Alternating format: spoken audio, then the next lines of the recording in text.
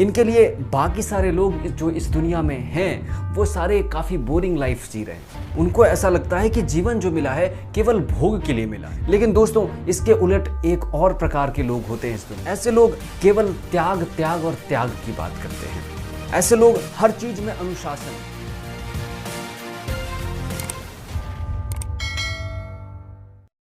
नमस्कार दोस्तों, इस दुनिया में दो प्रकार के लोग होते हैं।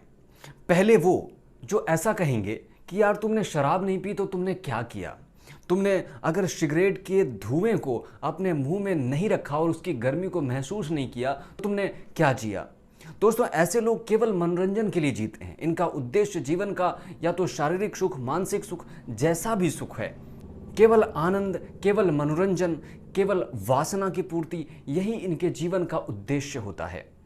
इनके लिए बाकी सारे लोग जो इस दुनिया में हैं वो सारे काफ़ी बोरिंग लाइफ जी रहे हैं।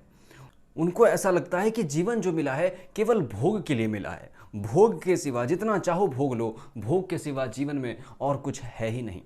लेकिन दोस्तों, इसके उलट एक और प्रकार के लोग होते हैं इस दुनिया में। ऐसे लोग केवल त्याग त्याग और त्याग की बात करते हैं। ऐसे लोग हर चीज में अनुशासन, हर चीज को नकार देना, नहीं यह अच्छा नहीं है, इससे निकलो, यह चीज ये पाप है, ये बुरा है, ऐसी सोच उनकी बन जाती है। दोस्तों, अगर उनके सामने आप नृत्य कर लें, अगर उनके सामने आप कोई गाना गा लें, अगर आप उनके सामने एक वेल मैनर्ड जो बिहेवियर कहा जाता है, अगर उसमें आप नहीं रहते हैं तो शायद आप बहुत बुरे हैं उनके लिए। अगर आप 4 बजे सोकर नहीं उठ रहे हैं सुबह के तो शायद आप कभी सफल नहीं हो पाएंगे, क्योंकि सफलता का मूल मंत्र है सुबह जल्दी उठना।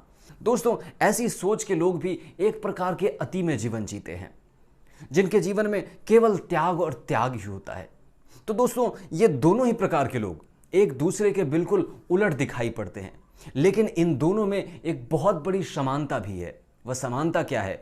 वह यह कि ये दोनों ही भले विपरीत हैं, लेकिन दोनों ही अति पर जीवन जी रहे हैं। बिल्कुल सीमा पर, जीवन की जो भी चीजें हैं उसकी सीमा पर, एक बुराई में और एक भोग में, एक त्याग में, एक बुराई में, एक अच्छाई में, दोनों ही सीमा पर जीवन जी रहे हैं। दोस्तों, सीमा या अति जीवन का उद्देश्य नहीं है किसी भी।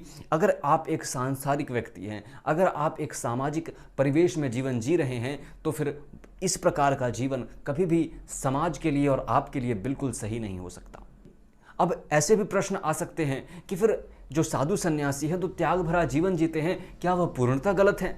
नहीं दोस्तों, वह गलत नहीं है, क्योंकि वो समाज से अलग हैं, वो कुछ और ढूंढ रहे हैं, वो अपने भीतर जाने की कोशिश कर रहे हैं, तो उन्हें समाज का त्याग करना ही होगा। उसमें समाज की कोई भूमिका है ही नहीं।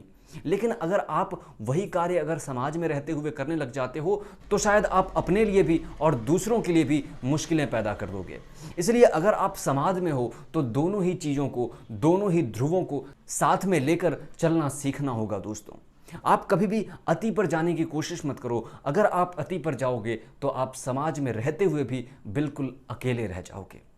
दोस्तों, ये दोनों ही प्रकार के लोग जो समाज में हैं और ऐसी बातें करते हैं, मेरे हिसाब से ये पागल हैं, क्योंकि पागलों को भी किसी एक बात को पाने की लत लग जाती है। ये भी उसी प्रकार के लोग होते हैं जो एक ही चीज के पीछे पड़े हुए हैं, या तो भोग भोग भोग, केवल सुख सुख सुख, शारीरिक सुख, मानसिक सुख, इसी में तृप्त है, उन्हें कभी तृप्ति नहीं मिलती।